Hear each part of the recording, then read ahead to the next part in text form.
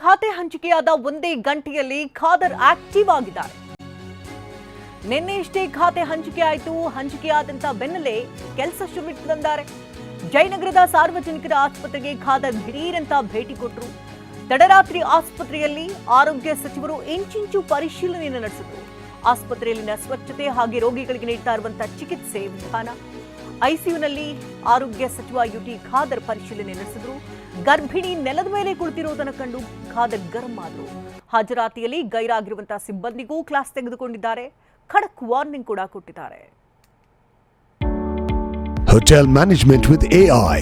Join IIHM, International Institute of Hotel Management. ವೈದ್ಯಕೀಯ ಈಗಾಗಲೇ ಖಾದರ್ ಹೆಗಲಿಗೆ ಬೀಳುತ್ತಿದ್ದಂತೆ ಆರೋಗ್ಯ ಸಚಿವರಾಗಿ ಅವರು ಅಧಿಕಾರ ವಹಿಸಿಕೊಳ್ತಾ ಇದ್ದಂತೆ ಆಸ್ಪತ್ರೆಗಳಿಗೆ ಭೇಟಿ ಕೊಟ್ಟು ಪರಿಶೀಲನೆ ನಡೆಸಿದ್ದಾರೆ.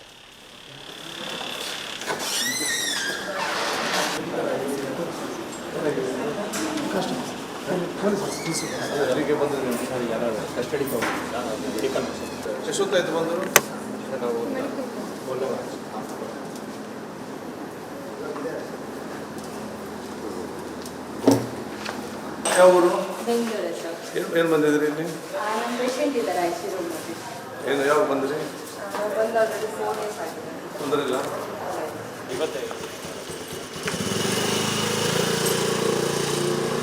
ಯಾವ್ದಿದೆ ಸರ್? ಇಲ್ಲೇ ಸರ್, ಈ ಕಡೆ ಜೆ ಪಿ ನಗರ ಹತ್ರ.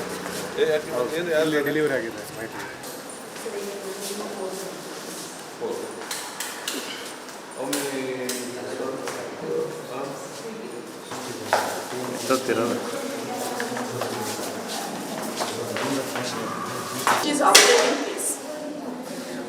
ಇದು ಲೇಬರ್ ವಾರ್ಡ್. ಲೇಬರ್ ಯಾರು ಪೇಷಂಟ್ ಯಾರು? ಯಾಕೆ